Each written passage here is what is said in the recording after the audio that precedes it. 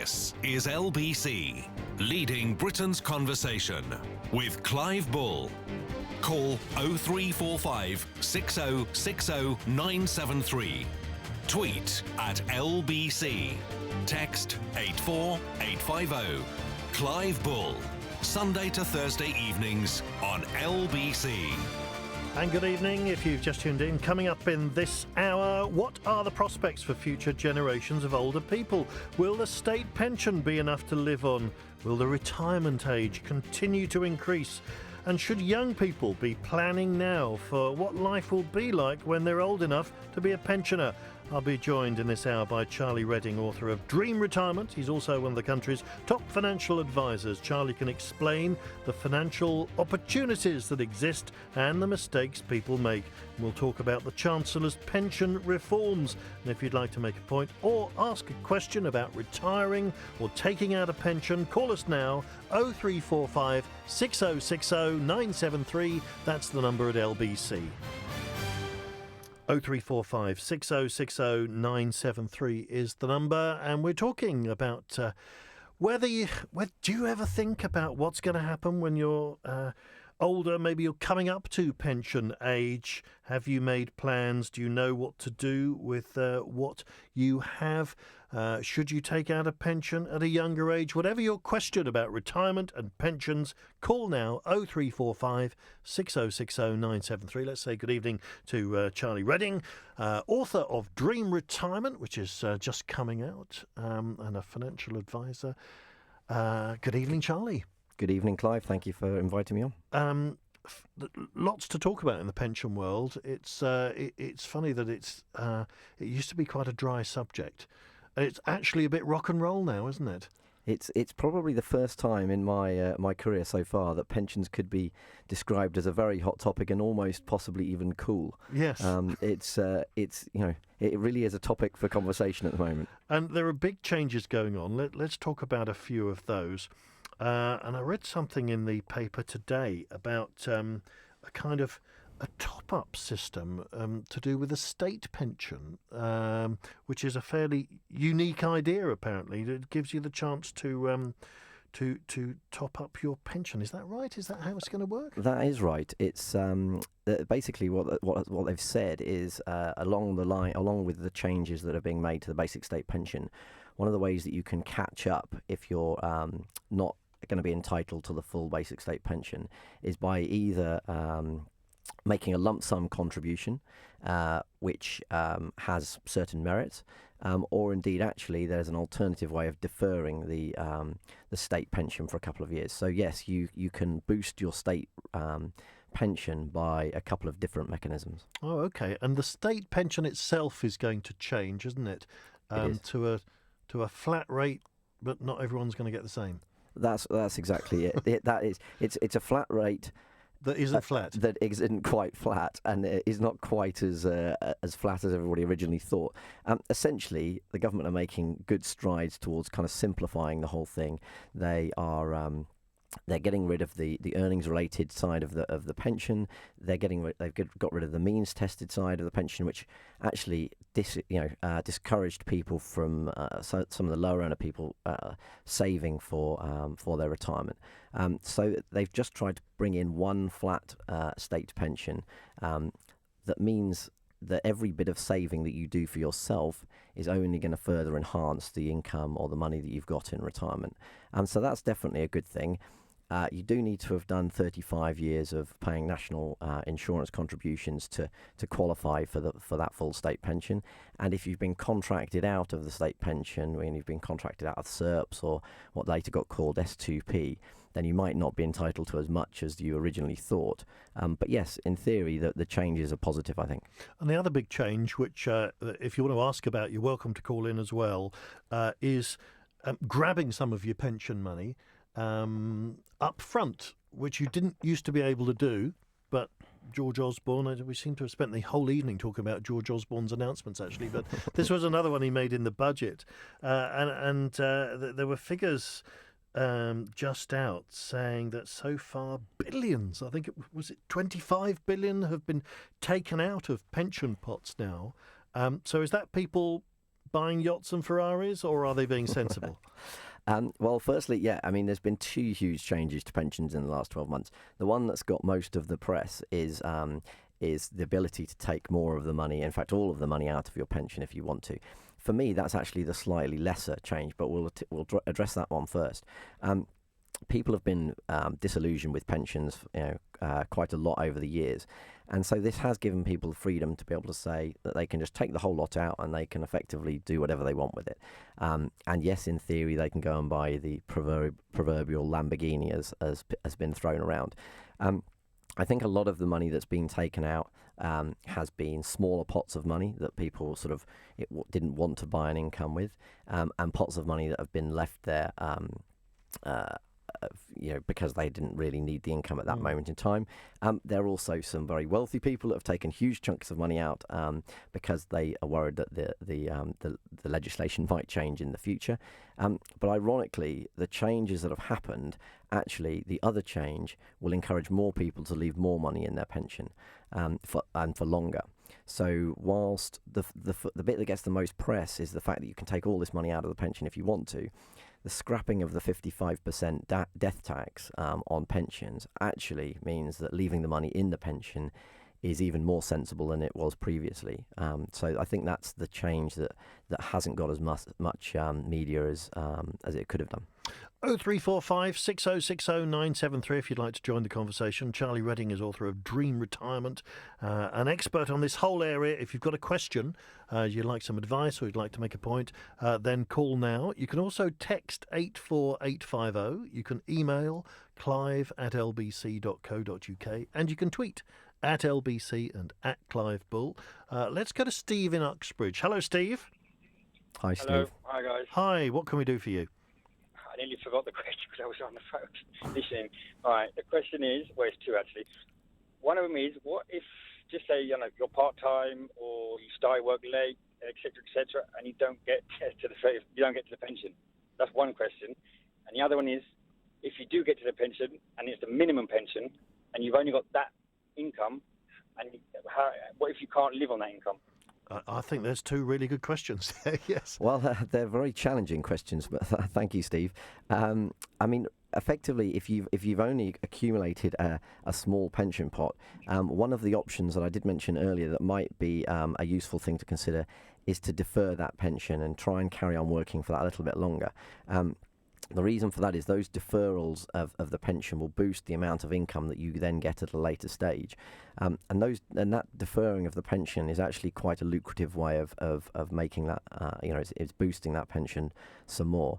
The deferrals are much better value at this moment in time than if you were to go off and buy an annuity yourself. Right. So deferring that state pension, if you can possibly do that and get some, continue to work for longer than maybe you'd anticipated, would probably be the better way of doing it. Of course. Sorry to interrupt, but you mentioned the 35 years. Is that you've got to have basically paid in for 35 years to get your full pension? That's correct. And that's what you're referring to, is it, Steve? That you're worried you might not have done the 35 years? Well, I haven't.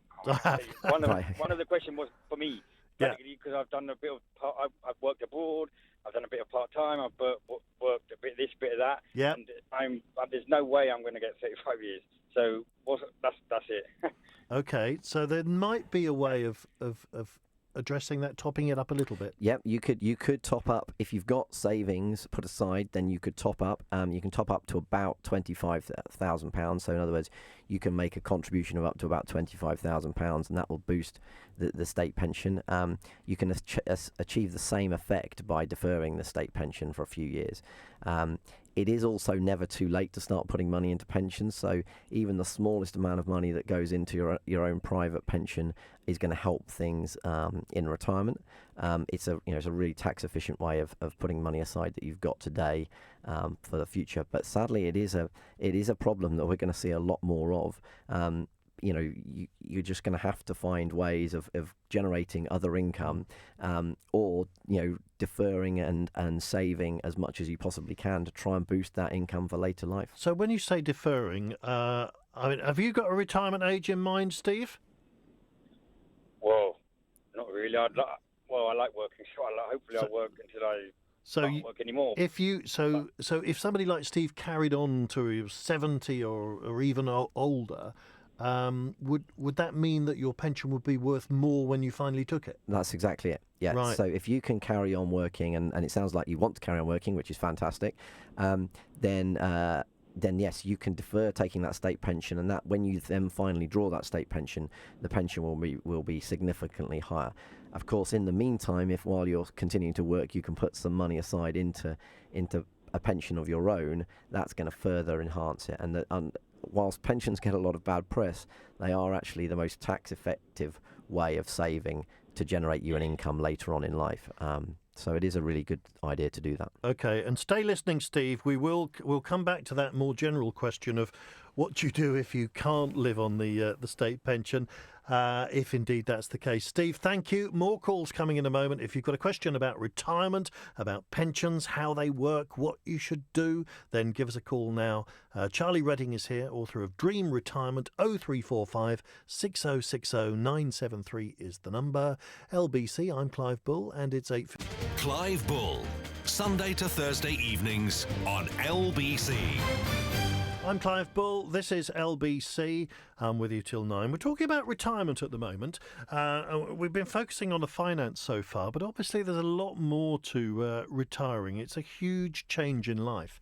And I would be interested in your experience of retirement as well, or indeed your plans for it, not just financially, although Charlie here is very happy to answer your financial questions, but I think it's interesting to talk about the whole experience as well of retiring. What do you do in later life? 0345 6060 973. Charlie's book, Dream Retirement, rather implies that that you could dream of retirement, but actually, of course, it is a huge change of life. It used to be the case that people sort of died rather quickly, that they spent their whole life working, and then suddenly they stopped. They didn't know what to do, and there were these awful cases of people just kind of drifting off into nothing.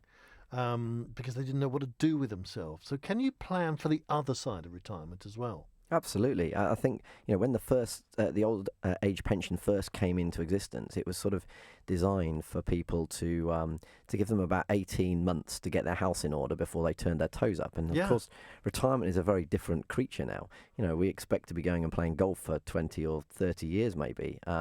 So it is a very different creature. And I think you can plan for that because it's a huge psychological change. It's you go from a very structured working life where you get a lot of the things that you need from a psychological perspective as a result of that work. Probably you've got a passion for what you do as well. So when suddenly if you retire overnight, it can be a huge challenge to get your head around what you do with your time, how you get fit and healthy. All of those sorts of things are often as much of a concern as the money side of retirement, because in a way, you can come to somebody like me and get the money side of retirement and the questions that you've got with regards to that solved probably easier than some of the other questions. And that's, in our experience, a lot of people's concern. Are you finding as well that people are deciding to sort of not suddenly stop, but sort of phase out gradually, that they do a bit of work and they keep their hand in and they want to keep active and doing, say, part-time work? Absolutely, we see an increasing amount of that, and I really encourage it. I think it's fantastic. I think it's a really good way of phasing in all those extra things that you want to do without suddenly turning off the tap of all the stuff that's kept you mentally stimulated.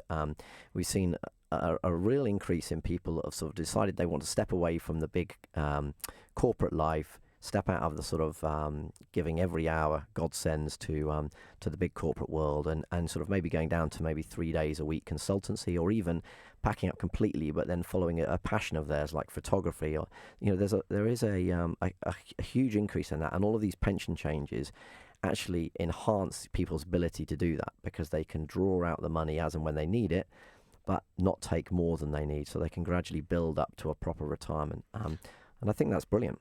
And coming back to the money for a minute, the previous caller was saying, not sure whether I could live on this new flat rate pension. Is it going to be realistically enough to live on? Well, What's the general feeling? Nobody knows, but what's the general feeling? well, £150 a week doesn't sound like very much to me. I suppose it's probably about the absolute bare minimum wage that you could live off. But I mean, people will do, and people will have to. But I think that if they can find opportunities to top it up, either through their own personal savings, by deferring the state pension, or by doing part-time jobs and things like that, then I think that will be increasingly common, as well as people choosing to go down to 3 days a week. And kind of I was reading about a guy in the newspaper today that is the chief economist at Lloyd's, and he's gone down to 3 days a week already so that he can do his Ironmans, because his Ironmans otherwise are eating into family time too much. So I think we'll see an increasing amount of that, and I think we've got a lot of clients that are doing exactly it.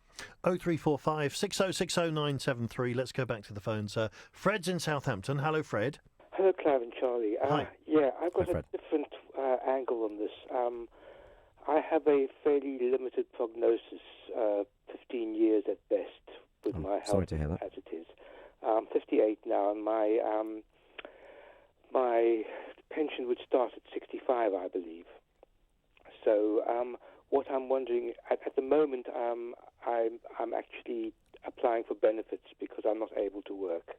I'm wondering, is there any way of taking one's pension early based on the fact that you don't have a long, you're not going to be around for the next 30 years, and taking that instead of benefits? So I would actually like to be able to take my pension now. £150 is fine, and then effectively not have to go through the continual process of the DWP and such like, all the assessments and all the rest of it. Is that a possibility? I assume we're talking only about the state pension, or have you only got state pension. Yeah, you haven't got any personal. I've got absolutely no savings, no other pensions. Okay. Sadly, I don't think there's any way that given the your situation, that's going to be possible.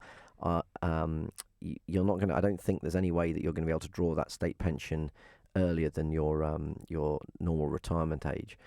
So sadly, it's going to be a case of continuing to go through the process that you are for the time being until such time as your pension kicks in. I don't. It seems rather rough, though, doesn't it? Really, that you can pay in, particularly if you've got a prognosis.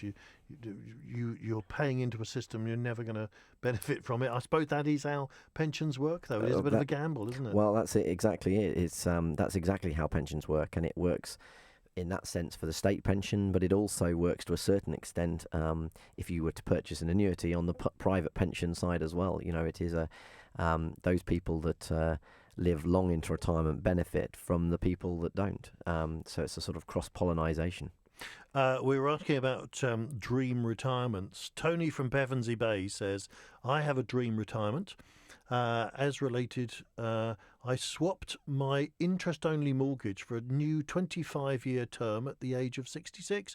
My state pension covers all my expenses. I'm lucky to have 3 private pensions that pay for luxuries like a new BMW. I live next to the beach, top up my ego with a suntan, and it all came from working very hard for 50 years and not claiming a penny in benefits. That's from Tony in Pevensey Bay, so obviously he had a plan. Well, it sounds like he had a plan and had had the foresight to put money aside and save for his retirement, and that's really what the government is trying to incentivise people to do, and actually trying to force people to do with auto enrolment. They're trying to say, look, we can provide the absolute bare minimum, but if you haven't saved anything more yourself, I'm afraid that's all it's going to be. It's the more you save, the better you will, better off you will be, and either that can be taken as a result of retiring earlier or going into phased retirement, as we've just talked about, or it can be buying his BMW and enjoying his time on the coast. Let's talk to John in Nottingham. Hello, John. Hello. Hi. What would you like to say? Hello. About 30 years ago, I was advised by a well-known investment company to contract out of Serbs. After a short time, they told me that maybe I was a bit too young, so they advised me to contract back in. So they've held on to this little pot of money that I've got.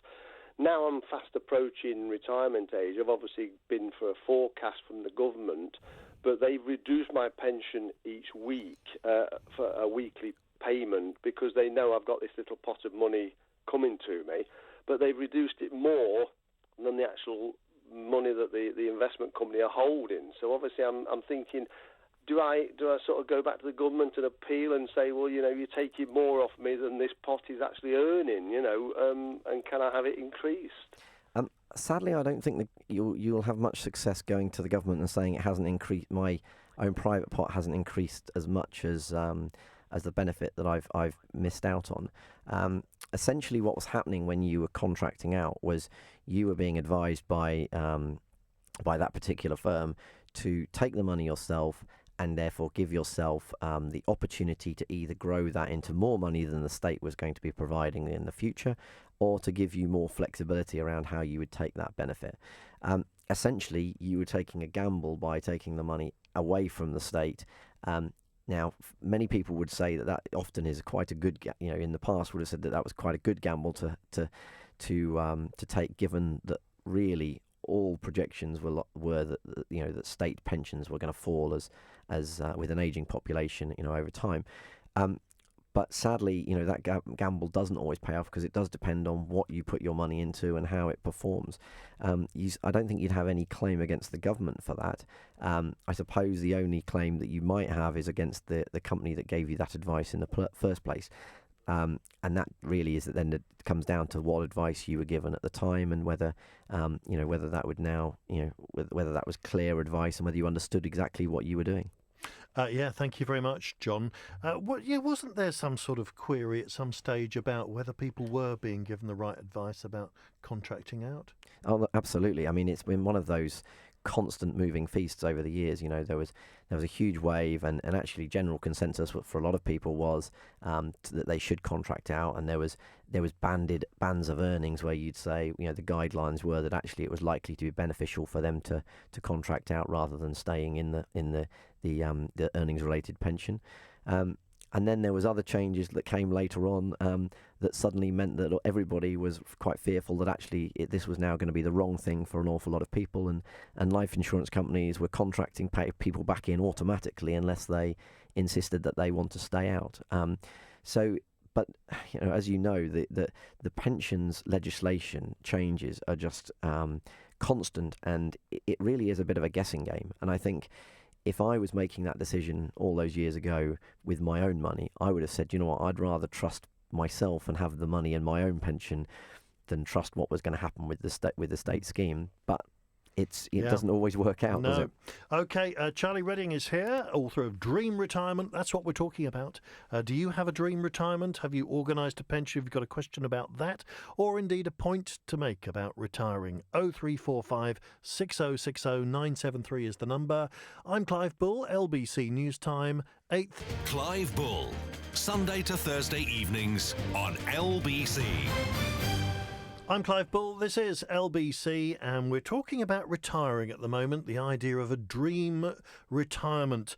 And that's the title of Charlie Redding's book, which looks at all aspects of retiring, both the health aspects, the change of life, and also the financial aspects. And Charlie is a financial advisor, so we are looking at all of those areas. If you've got a point or a question, 0345 6060 973 is the number to call.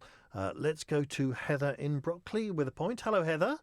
Oh, hello, Clive. Hi. Charlie. I've been saving, deferring my state pension, but I'd like to retire soon. I've deferred it for the last 5 years, but now I think I'd like to take it. But do you think, will I come unstuck regarding tax? Because I've always been in the 20%, the lower rate tax.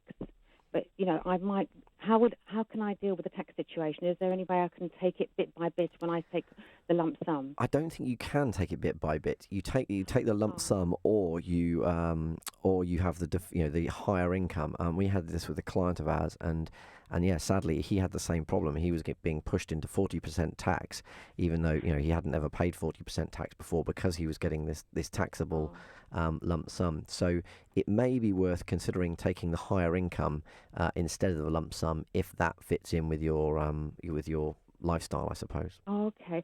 If I die before my husband, does he get my state pension? Another question is if you've got time. He should do, yeah. It should get a share of it, but it does depend on a couple of things. But yeah, he should get some of it, yes. All right, Heather, thank you very much. 0345 6060 973 is the number. Just want to ask you this one from Ben, who rang in, but we can't get him back now. But he wants to know what your opinion is of people who are on 0 hours contracts or freelance and haven't got any pension to pay into. What is going to happen to them when they retire? What are their options? Well, it's a great question. Yes, somebody on 0 hours contracts or somebody that's self-employed or contracting or whatever is kind of on their own, I'm afraid. It really is a question of putting the provision in place yourself. When you set up your own business, for example, or you're self-employed, you have the flexibility of kind of doing things as you wish. But one of the sacrifices you make is you don't get the benefits that you're given by a company pension scheme. So it really is about putting money in yourself. But as you want to make sure that you find an arrangement where you're not penalised for dropping in random lumps of money, because of course if your income it fluctuates, you want to be able to put money in when you're earning and not when you're waiting for your next project. So you do need to make sure that you can save with flexibility. It's often a more challenging thing to budget for. And I encourage people, if they can, to try and save monthly anyway, even if it's not quite as much as they would ordinarily want to put in any one year, and they chop it up then with an extra bit at the end, rather than leaving it all till the end of the tax year, because all too often that can get forgotten. So just trying to force yourself to do some monthly savings is a sensible option. Now, do you come across this at all? There was certainly a time, and I think it may still be relevant now, where people just had absolutely no faith in pensions. They had bad experiences for one reason or another. And a lot of people would say to me, I'm not going to bother. I have more faith in property. If I've got any money at all, I'll pay off my mortgage or I'll try and buy somewhere. Does that argument hold water with you? It doesn't actually, because it never did. The problem is that pensions have got a hugely bad rap, and quite justifiably so in many instances. But the thing that people mistake is that they associate the life insurance products and the bank's products that actually aren't really very good. Quite often aren't delivering what they promised. They think that is the only option, and that they think that is a pension. Well, the pension actually is the tax wrapper that the money goes into. It's a hugely tax efficient wrapper and a hugely beneficial allowance to use up.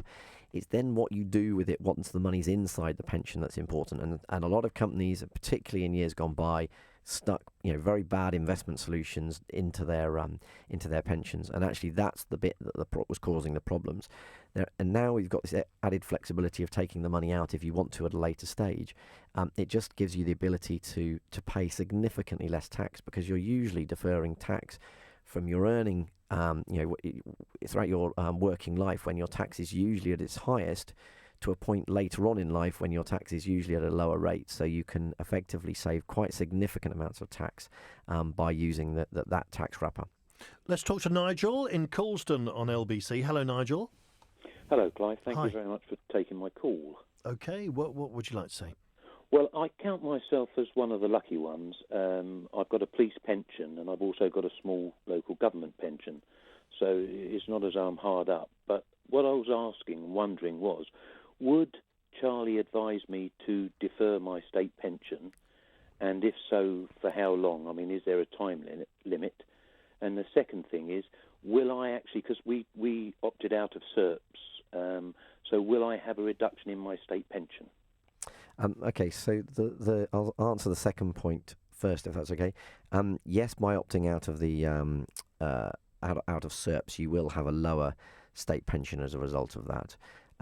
But of course, to offset that, you've got a personal pension that's collected this money from being opted out, that you can use in whatever way you want. You can take that money out, or you can use it to generate a higher income. So that's the first part of the question. The second part, in terms of deferring that pension, yes, you can, and yes, it's likely to boost the amount of income that you get later on, or indeed create you an extra lump sum. that can be certainly beneficial. But just be careful of the trap that other lady caller has experienced, that Heather experienced, in that if you do then want to take that lump sum, that might take you from being a 20% taxpayer into being a 40% taxpayer, or a 40 into a 45%. So you just want to be careful that taking that extra lump sum doesn't suddenly mean that you lose more of it through a tax charge that you wouldn't have ordinarily had. But it's difficult to say which you should do and at what age you should do that, because it's all dependent on your, what level of income you've got, and how much, when you're spending it, and whether you took the tax-free lump sum, and all of those sorts of things. There's a tool called a lifetime cash flow forecast that would probably help you in this sort of situation. It's something that we use to sort of map out people's life from a financial perspective, and it would just help give you a lot of clarity on what deferring pensions to a later stage would look like. But yeah, it's because it just depends on your tax situation and so many other variables. Nigel, thank you very much for that. LBC 0345 6060 973. You mentioned company pensions earlier, and it's been quite well publicised that more and more smaller companies as well now have to provide the option of a company pension, and that does apply as well. We're talking to people. We're talking about self-employed. You wouldn't get it, but if you're, say, a freelancer employee, then you might be able to get one of those company pensions. But would you advise people to join up if your company is opting you into a company pension? I mean, you are of course opted in, but would you advise people to go along with it? Well, yeah, I was going to say that's the first point. It's not you're not choosing whether you go in or out. You are forced to go in, and the government hopes that you then stay in. But of course, you do have the opportunity to opt out if you want. It's almost always the right thing to opt, to stay in that scheme, because effectively it's free money. It's a free pay rise. They're usually putting in 1 or 2 or even more percent of your salary. So essentially that is a 1 or 2 or 3% pay rise by being in that scheme. Yes, you do usually have to contribute some of this, and of course those contribution levels are going to be different for every different company. It's that's determined by the directors and how generous they want to be with their scheme.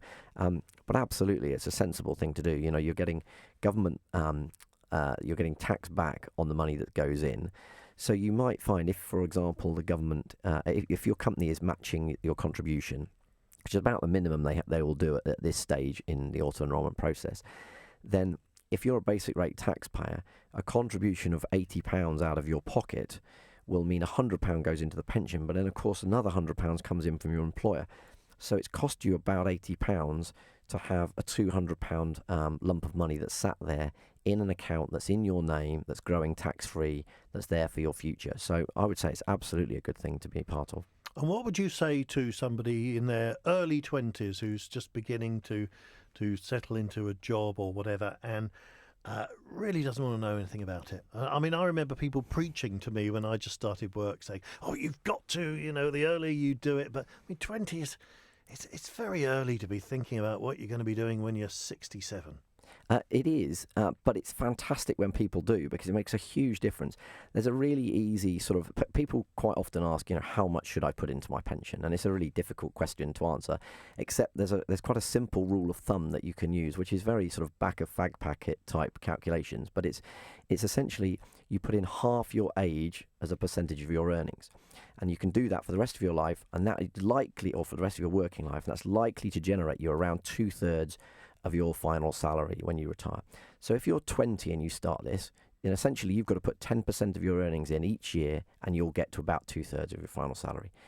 If you're 40, then suddenly you've got to put 20% of your salary in. It makes a huge difference. And in fact, if somebody saves from age, I can't remember exactly the figures, but it's something like, if you save from 20 to 30, I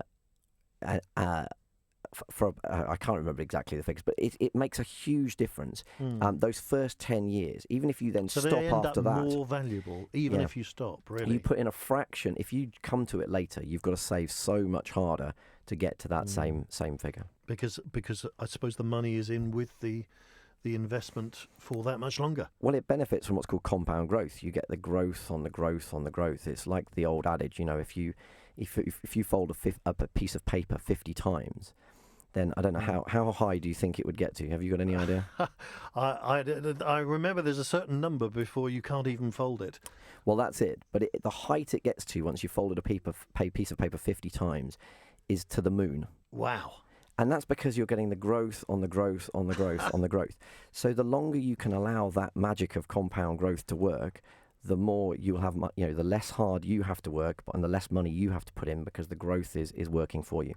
OK, Charlie Redding is here. We're talking about Dream Retirement. 0345 6060 973 is the number. LBC, I'm Clive Bull. 8:40.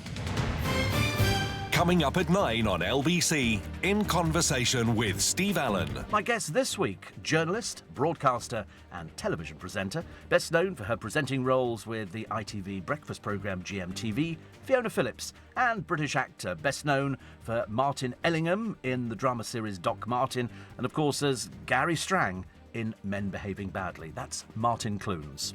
In Conversation with Steve Allen. This evening from 9 on LBC.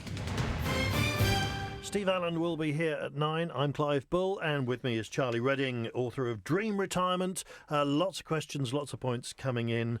Let's go to Tony in Mitcham. Hello, Tony. Hello there. Very good evening to you. Evening. Good evening. Caller. What would you like to say? I have explained to your receptionist that I'm a former regional director of sales for the British Royal Mint. Oh. Now I'm retired. That's now 15 years ago. What I'd like to know is, can I have a lump sum from my pension, right? Which is currently over £1,400 a month.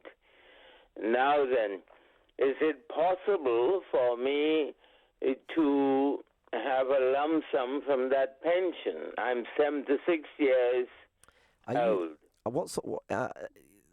So you've already retired, you're already drawing an income, and this is from an occupational pension scheme, is it? Precisely. Yeah, okay. In that case, no, not really. You're pretty much stuck with the income that they're going to give you. There are lots of options of taking lump sums out. There is also the talk of people being able to sell their annuity income in due course, but we haven't actually had all the legislation about that yet anyway. But I'm not even sure whether that will... I'm not sure that will apply to you, but sadly I don't think so. I think you're going to be stuck with the income now that you're already in receipt of your pension. OK. Sorry, Tony. Thank you for that. Ali in Manchester. Hello, Ali. Hi there. I just had a question regarding whether is it worth putting money into the pension scheme when I don't even know if I'll be working for the NHS in 40 years, or is it better to take that money out of the pension and invest in getting onto the property ladder? Almost certainly, it's better to be in the pension scheme. The reason for that is a couple of things. The main one is that the pension that's provided by the NHS, whilst you do have to put a reasonable amount of money into it, also gets a phenomenal amount of funding. So essentially, that is a huge amount of money that they're putting in on your behalf. It's a hugely valuable pension. It's the Rolls-Royce of pension schemes, and so not only. So even if you're not going to be there, maybe in a few years' time, it's still worth doing. Absolutely, because that even if you leave, that money, that income that you're then promised in the future is deferred, and it will continue to grow in line with inflation. And it's a hugely valuable benefit, a benefit that you're unlikely to get matched in most private schemes. So almost certainly it's worth doing that. The other thing, of course, is that the money that's in there, all the benefit, you're getting huge tax benefits for that, whereas a property is in a taxed environment. So you're going to lose a whole lot of the benefit of the property through taxation. So I would definitely be in the NHS scheme if that was an option available to me. That shouldn't necessarily stop you wanting to do buy-to-lets, but I would definitely do the NHS scheme first. OK, I'm going to whiz through a few quick questions now. First of all, equity release. Jace says, could you talk a bit about the pros and cons of equity release? Okay, so equity release, for those that aren't familiar with this, is the process of where you take a loan out against your property, and that loan is therefore there to give you an extra income in retirement.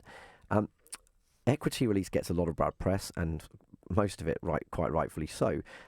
It is a very expensive option, and I think of it as being the option of last resort, really. If you're in a house that you definitely don't want to leave and you don't have enough income, then actually it is quite a useful tool.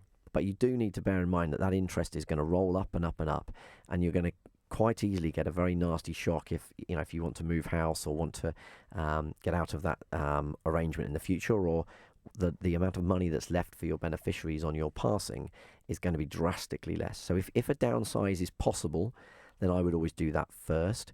If you've got savings and investments, I would spend that first, and only at the point where you really have no other options would I think about starting to look at equity release. Okay, another question is about the recent falls in the stock market, how they affect pensions. Okay, well, the Great Fall of China, as it's being called, is quite a bad thing if you happen to be retiring at this moment in time. If you were to go off and buy an annuity today, then of course your fund is likely to be worth drastically less than it was in April and May. So what I would be thinking about is, particularly given the new pension flexibility, I would be thinking about deferring, crystallising that whole loss now. That shouldn't mean that you have to defer retiring. You could drip some of the money out of the pension. You could take your tax-free lump sum without taking the income. You could just drip some of that money out, bide your time, and perhaps then, if you do want to buy an annuity, buy it at a time when the market is high, rather than at this moment in time where the market seems drastically lower than it was recently. Right, so you don't have to do it when it was set to be done. No, you can. One of the beauties of the new pension freedom rules is that you can be a lot more savvy about how you purchase your income, or how you take an income at all. So you don't have to purchase an annuity at all. You can leave that money invested in the pension and just drip out the income as and when you need it, which is fantastic if you are doing the sort of phased retirement that we talked about earlier, because it means you can start with a low income and then gradually build up as you choose to sort of phase out of your working life more. And Jeff says, is it as good to save into an ISA instead of a pension fund, considering all the money is tax-free? Well, the main difference between the pension and the ISA is that the money that goes into the pension gets the tax relief now. So, as I said earlier, if you're a basic rate taxpayer, you only have to put £80 in to get £100 saved in the pension. The problem, whereas the ISA, it's coming out of taxed money. The downside of the pension is that when you come to take it out, 25% is tax-free, and then 75% is taxed at your earned income. Now, what we find, having done lots of different calculations on this, is that by saving into a pension, given the way the rules work at the moment, and given how you can take the money out of the pension and manipulate your tax at retirement, then actually the pension is better at this moment in time than the ISA. Now, the ISA is a useful tool still, because of course you can get that out before you reach 55 or 56 or 57, your minimum pension age. So it does give you flexibility. So I would always say a combination of the both is best, but actually at this moment in time, purely for retirement income, a pension is a better and more tax efficient wrapper than the ISA. Right, well, I'm afraid we're out of time. Many thanks for all the calls and the questions. If you want to read more... My guest this week, journalist, Yes, I'm sure it is, Steve, but just wait your turn, please. If you want to read more about Dream Retirement, then it's published now, isn't it? Available on Amazon. Official publication in a few weeks' time? It is. It isn't actually published yet. It will be by the end of this month, though. If you want to find out more, then what we've done is we've put together a free preview for any listeners that want to find out more about it, which you can find out at efficientportfolio.co.uk/book. And you can download a free preview of the Dream Retirement. Fantastic. Okay, we'll tweet that out later. Charlie, thank you very much for coming in. Great to see you.